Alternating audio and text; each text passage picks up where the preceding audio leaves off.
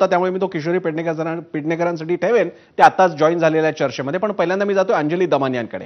आजच्या चर्चेसाठी अंजली दमानियांसारखी सर्वसामान्य नागरिक शोधून सापडली नसती। मूळचं मराठी घर, लग्न झाले दमानियांशी, राहतायत मुंबईतल्या सांताक्रूझ सारख्या कॉस्मोपॉलिटन एरियामध्ये। मला अंजली दमानियांना विचारायचं आहे, तुम्ही या सगळ्या आयडेंटिटी पॉलिटिक्समध्ये, या भाषिक राजकारणामध्ये स्वतःला कसं बघता आणि मुळात या प्रकरणांकडे कसं पाहताय?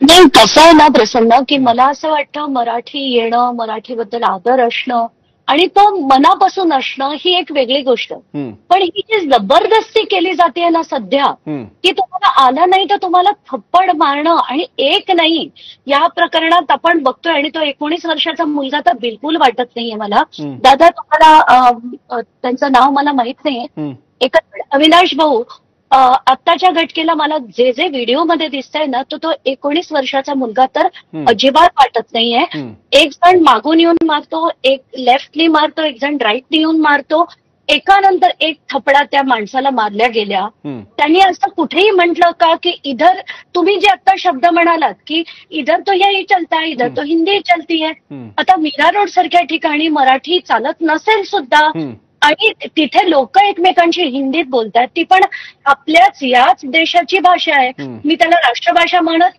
नाहीये, पण आपल्याच देशाची आणि एक भाषा आहे ज्यानी लोक संवाद करतात। त्याच्यात त्यांनी मराठीचा अनादर कुठे केलाय का?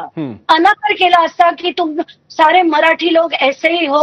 पण अंजलीजी, एक ती वेदना तुम्ही लक्षात घ्या, म्हणजे मनसेच्या कृत्याची समर्थन नाहीये, पण त्यांची वेदना अशी आहे की मराठीत मुंबईत येऊन तुम्ही करिअर करता, तुमची दुकानं थाटता, व्यवसाय करता, महाराष्ट्रात येता, पण ही भाषा तुम्हाला शिकावीशीच वाटत नाही। लिव्ह अलोन की त्यांनी हिंदीत बोलावं का मराठीत बोलावं, पण ती शिकाविषयी वाटत नाही, संवाद साधावा असा वाटत नाही। या रागाचं काय करायचं?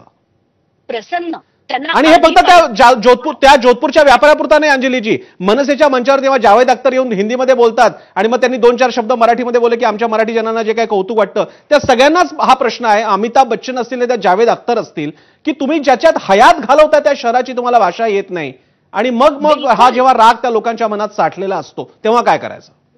नाही, बिलकुल, मला तेच वाटतंय की प्रत्येकाला भाषा ही ज्या राज्यात राहतात ती भाषा आली पाहिजे, पण त्याची तुम्ही अशा प्रकारे दादागिरीने त्यांच्यावर लादली तर त्यांना आणि राग येत जाईल। तर मला हेच सांगायचंय की आपल्याबद्दल जर आपुलकी निर्माण करायची असेल ना, तर त्यांना समजावण्याचं काम करायचं।